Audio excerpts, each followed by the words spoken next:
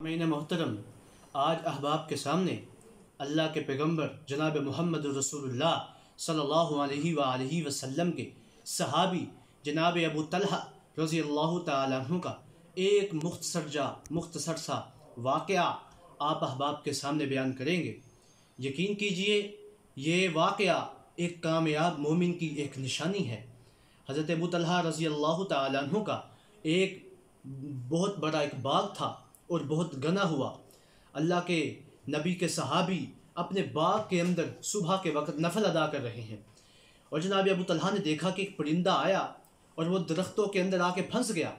جناب ابو طلحہ فرماتے ہیں میں اللہ کی بارگاہ میں کھڑا تھا اور میرا اچانک ہی دھیان اس پرندے کی طرف چلا گیا، اور جب میں نے سوچا کہ میں تو اپنے رب کی بارگاہ میں کھڑا ہوں تو میں کیوں اس پرندے کی جانب دیکھ رہا ہوں۔ جناب ابو طلحہ فرماتے ہیں میں نے اپنی نماز کو مکمل کیا۔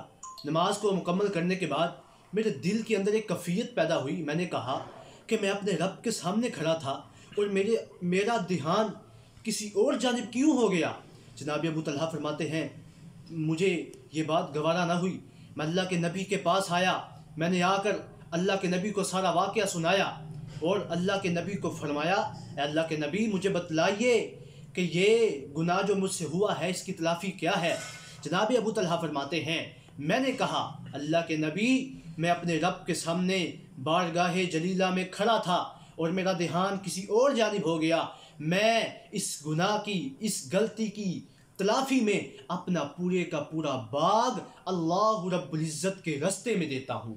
کامیاب مومن کی یہ نشانی ہے، اور صحابی رسول نے اپنے سارا کا سارا مال اللہ کے راستے میں دے دیا۔ اللہ ہمیں بھی ایسا جذبہ عطا فرمائے۔ وآخر دعوانا الحمدللہ رب العالمین۔